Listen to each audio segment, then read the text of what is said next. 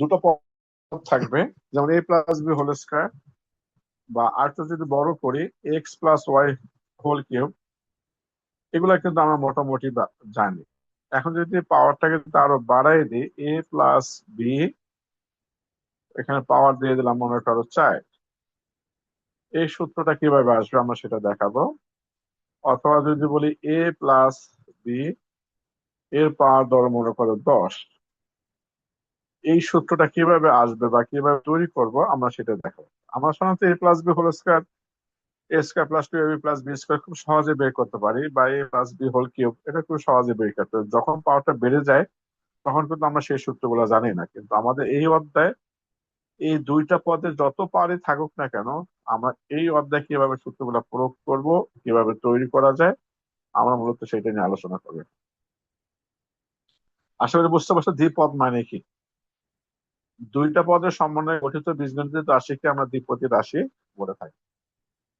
আমি ভিডিওটা যেহেতু এখানে এই করতেছি, তোমার রেকর্ড করতেছি, তোমার কিন্তু একটা কাজ করতে হবে পড়বে, সেটা হলো দেখে এই এখানে যা যা আমি দেখাই আগামী কালকে ক্লাসে সেগুলো সব দেখাতে হবে তোমার, একদম হুবহু খাতায় করে আমাকে দেখাতে হবে। অর্থাৎ দুইটা পদের সমন্বয় যদি একটা বীজগণিতের রাশিকে আমরা দ্বিপদী রাশি বলে, আমরা কিছুক্ষণ আগে দেখাইছিলাম এ প্লাস বি বা এক্স প্লাস ওয়াই, এগুলোকে দুইটা পদ বলা হয়। তারপর যেমন উদাহরণ দিলাম A plus B X plus Y, one plus X, one minus X square, A square minus B square, সবগুলো কিন্তু দুইটা পদ, এগুলো আমরা দ্বিপদী রাশি। আমরা এই অধ্যায় ওয়ান প্লাস ওয়াই এর পাওয়ার এন, এ প্লাস ওয়ান প্লাস ওয়াই এর পাওয়ার স্কোয়ার থাকলে আমরা বের করতে পারি, কিউব থাকলে বের করতে পারি, এর বেশি থাকলে আমরা পারি না। এন দেওয়া মানে যে কোনো সংখ্যা হতে পারে। আমরা এই অধ্যায় মূলত আলোচনা করব এই ওয়ান প্লাস ওয়াই এর পাওয়ার এর বিস্তৃতিটা। আহ, একটু সবাই একটু মনোযোগ দিয়ে দেখো। এই যে স্যার উপরের আগেরটা সূত্রটা স্ক্রিনশট দেখো, নেইনি, আবার দিন তো একটু। মামনি তুমি একটু কাজ করবে, ভিডিওটা দেখে নেবে, 2 সেকেন্ড লাগবে না, ভিডিওটা দিবে দেবো, ওইটা নিয়ে একটু নিয়ে নেবো মানে। তো পরে ব্যাকে যাবো না এখন। এই যে n এর জায়গায় যদি জিরো হয়, সবাই মনোযোগ দিয়ে দেখো, যদি জিরো হয়, এখানে জিরো, কোনো কিছু পাওয়া জিরো, তার মান হবে কত? 1। যদি 1 হয় তাহলে কত হবে? স্কোয়ার, তার মানে যা আছে তাই থাকবে। যদি 2 হয় তাহলেও A square plus two AB plus B square. যদি 3 হয় এটাও থাকবে এরকম। যদি 4 হয়, আমি দেখাই দিলাম এই 1 2 3 4, এটা কিন্তু তোমরা পারবে। এই চতুর্থটা তোমরা জানো না, তবে আপাতত আমি দেখাই দিচ্ছি এটা হবে। যদি 5 হয় তাহলে এরকম হবে। এর ভিতরে দেখানোর পিছনে একটা কারণ আছে, আমরা এখানে একটা সূত্র তৈরি করব কিভাবে কি আসে দেখো, মনোযোগ দিয়ে একটু ভালো করে দেখো। যখন পাওয়ার থাকে জিরো, এখানে পদ সংখ্যা দেখো কত কয়টা পদ হইলো এখানে? একটা পদ হইলো। খেয়াল করে দেখো, এই যখন পাওয়ার থাকলো 1 তখন পদ হয়েছে দেখো 2। যখন পাওয়ার থাকলো 2 তখন পদ হইলো তার কয়টা? 3টা পদ হয়েছে দেখো, ভালো করে গুনে গুনে দেখো, 3টা পদ। যখন পাওয়ার হলো 3 তখন পদ হলো 4টা। যখন পাওয়ার হলো 4 পদ হলো কয়টা? 5টা। গুণে দেখো এখানে 5টা পদ আছে। আর যখন পাওয়ার 5 হলো তখন পদ হলো কয়টা? 6টা। খেয়াল করে দেখো, এখান থেকে আমরা কি বুঝতে পারতেছি একটু ভালো করে দেখো। এটা থেকে আমরা কি বলতে পারতেছি তোমার, এখানে বাম দিকে আমি লিখতেছি দেখো, পদ সংখ্যা একটা, তারপর হলো 2টা, তারপর 3টা, এখানে 4টা,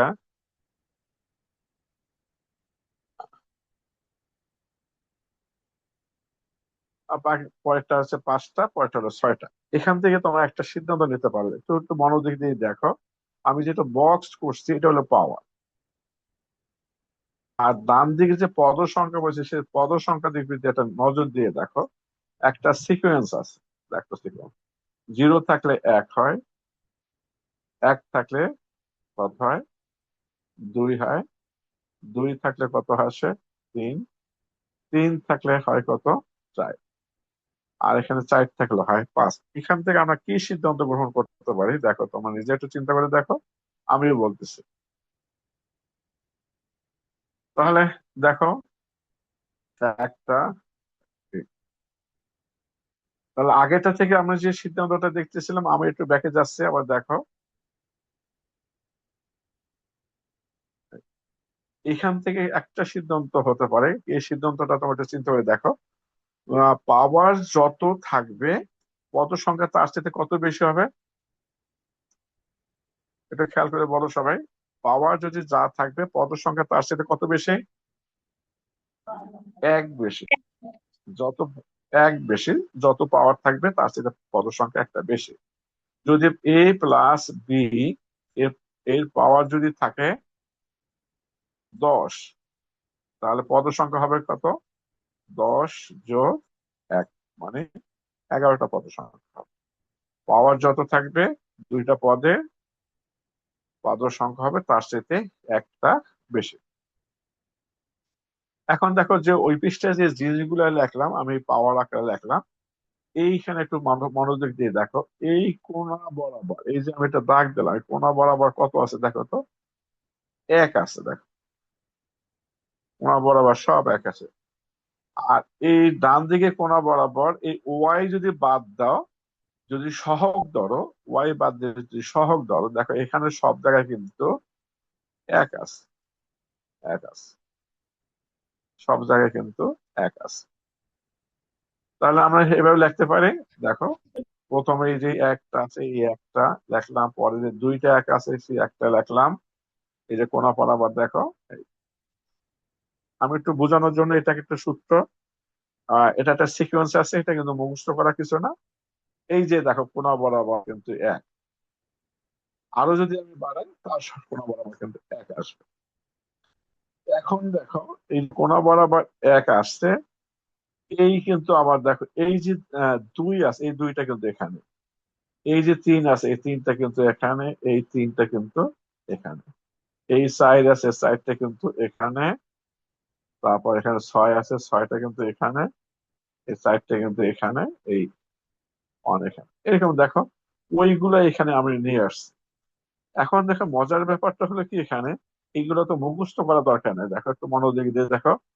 এখানে 1 লেখলাম, এখানেও 1 লেখলাম, এখানেও 1 লেখলাম, এখানেও 1 লেখলাম। এখন দেখো যে তৃতীয়টা যখন লেখলাম, খুব মনোযোগ দিয়ে দেখো, এই 1-এর সাথে 1 যদি যোগ করো, যোগফল হয় 2, এই দুইটা আসবে মাঝখানে, দুই পাশে 1 থাকবে, এই দুইটা যোগ করলে মাঝখানে আসবে। যেমন এইখানে, এইখানে যে বক্স করার পরে বক্সে যদি যোগ করো, এই যোগফলটা কত হবে? এখানে 3 হবে। আবার 2-এর সাথে যদি এই 1 যোগ করো, এই মাঝখানে কত হবে? 3 হবে। দেখো এই জিনিসটাই কিন্তু আমাদের পরেরটা লাইনে দেখো খুবই সহজ ভাবে একটা জিনিস আছে, দেখো এই 1 আর 2 যোগ করলে কত আসে? 3। এই 2 আর 1 যোগ করলে কত আসবে? 3। আবার দেখো এই 3-এর সাথে যদি 1 যোগ করি, মাঝখানে কত আসবে? 4। এই 3 এবং 3 যদি যোগ করি, মাঝখানে আসবে কত? 6। এই 3-এর সাথে যদি 1 যোগ করি, মাঝখানে আসবে কত? 4। দেখো কত মজার ভাবে এই জিনিসটা তৈরি করা যায়, এইটা এই আসবে। আবার যদি দেখো এইখান থেকে পরেরটা যদি যায়, এই 1-এর সাথে 4 যোগ করলে হবে 5, 4-এর সাথে 6 যোগ করলে হবে 10, 6-এর সাথে 4 যোগ করলে হবে 10, 4-এর সাথে 1 যোগ করলে হবে 5। এই দেখো 4-এর সাথে 1 যোগ করলাম, এটা 5, 4-এর সাথে 6 যোগ করলাম 10, 6-এর সাথে 10 যোগ 6 যোগ করলাম 10, এটা। এবার যদি আমি আরো একটা সামনে নিতে চাই, তাহলে সেক্ষেত্রে কি হবে তোমার এখানে? এই 5-এর সাথে যদি 1 যোগ করি, এখানে আসবে কত? 6। 5-এর সাথে 10 যোগ করলে এখানে আসবে 15। 10-এর সাথে 10 যোগ করলে 20, আর এখানে হবে 15। এরকম ভাবে সামনে যত দূর যেতে ইচ্ছে করে ঠিক তত দূর আমরা যেতে পারি। আশা করি আমার কথাটা বুঝতে পারছো। এইটাকে আমরা ওই যে সূত্রটাকে, যে আমরা আমি এই সূত্রটা কিভাবে বাসা দেখাবো। এখন যদি এই বরাবর, আমি যদি এই বরাবর একটা রেখা টানি, এই বরাবর যদি একটা রেখা টানি, স্ক্রিনে যে দাগ দিয়েছো, দাগটা মুছে ফেলো না কিন্তু রুম থেকে বের করে দেবো কিন্তু।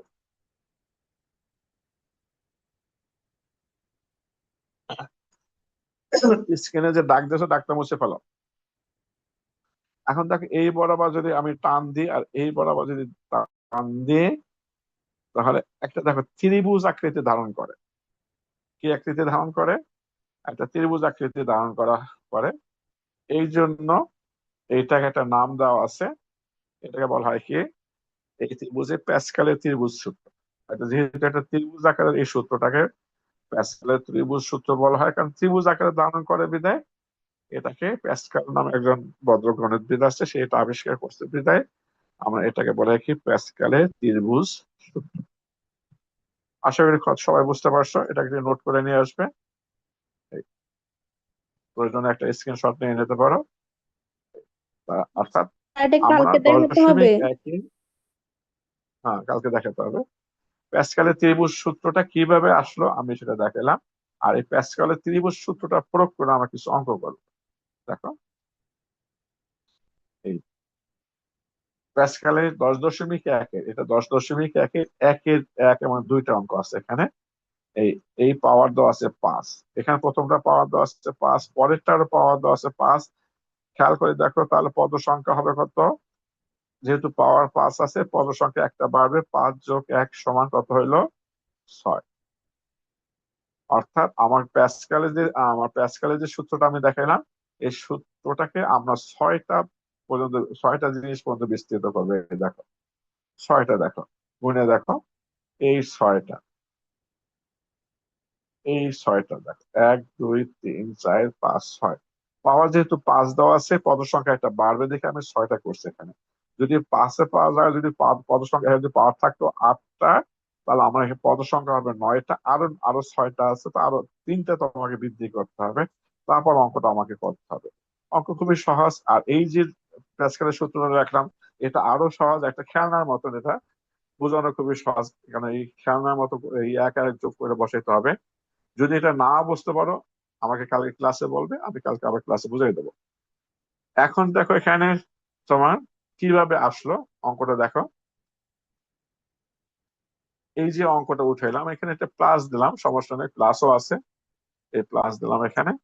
এখন দেখো এই যে এই প্রথম পদটা দেখো এখানে কি আছে কিন্তু, এই যে আমার এই যে লাল কালির শেষের লাইনটা কিন্তু আমার 1 2 3 4 5 6টা পদ আসবে। এই 6টা পদই কিন্তু এখানে চলে আসবে। কিভাবে আসবে দেখো, প্রথম দেখো এক আছে, এই যে এক আছে, এই একটা এখানে চলে আসবে।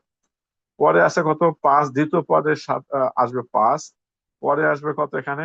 10। তারপরে কত আসবে? আবার 10। তারপর 5, সবার শেষে আসবে কত? 1 আসবে। তাহলে দেখো, এখন দেখো, এই দেখো 5 আসলো, এই 5। এখন দেখো এখানে একটা ওয়াই আছে, এই এই প্রথমটার সাথে আমি পরে বুঝাচ্ছি ওয়াইটা কিভাবে আসলো। তারপর দেখো এই 10 আসলো এখানে, এই 10 এখানে। তারপর আবার 10 আসবে, এই দেখো এই 10 আসলো এখানে। আবার দেখো পরে আসবে কত? 5। এই দেখো 5 আসলো এখানে। তারপর সব আবার কত আসবে এখানে? এই 1 আসবে। দেখো এই এক এক করে এই 1 আসবে। অর্থাৎ প্যাসকালের সূত্রটা এই যে জিনিসগুলো, এই দেখো আবার দেখাচ্ছে, এই 1 এখানে আসলো, এই 5 এখানে আসলো, এই 10 এখানে আসলো, আবার 10 এখানে আসছে, আবার 5 এখানে আসছে, আর সবার শেষে 1 আসছে। এই সবগুলা কিন্তু এই প্যাসকালের সূত্র থেকে আসে। আর যে চলক গুলো আছে দেখুন, এখানে ওয়াই, প্রথমে ওয়াই পাওয়ার আছে 0, তারপর ওয়াই পাওয়ার বাড়তে থাকবে, 0 1, তারপর 2, তারপর 3, তারপর 4 5। যেহেতু সর্বোচ্চ পাওয়ার 5 আছে, 5-এর বেশি হবে না। অর্থাৎ ওয়াই এর পাওয়ারটা তোমাকে ছোট থেকে বড় হতে থাকবে। আর প্রথম যদি এখানে 1 না থাকে, যদি এক্স থাকতো, তার এক্স এর পাওয়ারটা কমতে থাকতো আর ওয়াই এর পাওয়ারটা বাড়তে থাকবে। আর এই সংখ্যাগুলো তোমরা আসবে এইখান থেকে, এই সংখ্যাগুলো আসবে এখান থেকে আসবে। যেমন আমরা যদি বলি এ প্লাস বি হোল স্কয়ার সূত্র, আমরা কিন্তু মুখস্থ হয়ে গেছে এ প্লাস বি হোল স্কয়ার সূত্র। এ প্লাস বি হোল স্কয়ার সূত্র কি ছিল? এ স্কয়ার প্লাস 2ab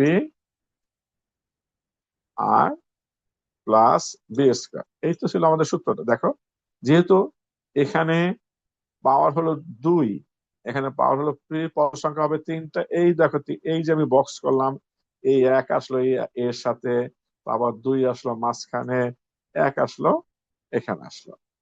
তা সেক্ষেত্রে কি হবে, এই এর পাওয়ারটা কমতে থাকলো, প্রথম দেখো এ স্কোয়ার, তারপর এ, তারপর হলো বি, এর পাওয়ারটা কমতে থাকবে, বি এর পাওয়ারটা বাড়তে থাকবে। এখন দেখো আমরা এটা বিস্তৃতি করলাম, এই পর্যায়ে অঙ্কটা পড়া আছে তোমার, দেখো এটাকে পরে বাকি এটা বাংলা ক্যালকুলেশন, এটা কোনো সমস্যা না, এটা হবে আনসার। এরপর দেখো মাইনাসেরটা আমি দেখাবো, এটা ওই প্যাসকেলের সূত্রটা লিখলাম। দেখো ওয়াই পাওয়ার কিন্তু 5 আছে, এই ওয়াই পাওয়ার কিন্তু 5, এই 6টা বিস্তৃতি করলাম, 6টা এখানে বিস্তৃতি করলাম। এখন কিন্তু ওয়াই এর আগে আছে মাইনাস, শুধুমাত্র ওয়াই এর আগে, আগের অঙ্কটাই ওয়াই এর আগে শুধু মাইনাস দেবো। এই দেখো এই এক, প্রথম পদ, এই সহগ গুলো দেখো এই এক, তারপর আসবে কিন্তু 5, এই দেখো 5 আসছে, তারপর আসছে কত 10, এই দেখো 10, দেখো আবার 10 আসবে, এই 10, এই 10 আবার আসবে, এটা আসছে 5, আবার আসবে। এখন আগে কিছুক্ষণ আগে তোমাদের বলছি যে ওয়াই এর পাওয়ারটা কি হবে, কমতে থাকবে। যেমন এইখানে প্রথম তো জিরো, ওয়াই পাওয়ার জিরো মানে এক, এই দেখো এখানে আছে দ্বিতীয় পদ 1, তারপর 2, তারপর 3, তারপর 4, তারপর 5। আর ওয়াই যেহেতু মাইনাস, সব জায়গায় এখানে মাইনাস দেওয়া হয়, আর কিছু হয় না, সব জায়গায় এখানে মাইনাস দেওয়া হয়।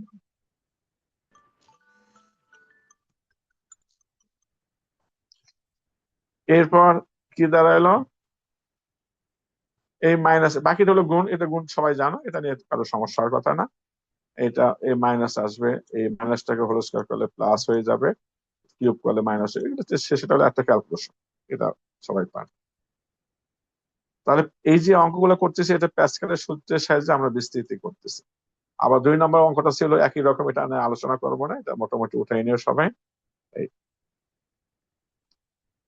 এই সহগ গুলা কিন্তু এখানে আসলো, আর কোনো কিছু আসলে দেখো একদম ক্লিয়ার, এই এক আসলো এখানে, এখানে 5, এখানে 10, এখানে 10, এখানে 5, এখানে 1, তারপর এখানে ওয়াই জায়গায় কত আছে, 2x আছে, এই 2x, এখানে 2x, এখানেও 2x, এখানেও 2x, এখানেও 2x, এখানে 2x, এখানে পাওয়ার 1, এখানে পাওয়ার 2, এখানে 3, এখানে 4, এখানে 5। আর বাকিটা হলো ক্যালকুলেশন, হোল স্কয়ার করা, গুণের 5 এর সাথে 2 গুণ করলে 10, 2টাকে স্কয়ার করলে 4, 4 10 কে 40, বাকিটা হলো ক্যালকুলেশন, ক্যালকুলেশন মোটামুটি আমরা সবাই পারি। তাহলে আজকে আমাদের এইটুকুই থাকবে, শুধুমাত্র এইটুকুই থাকবে।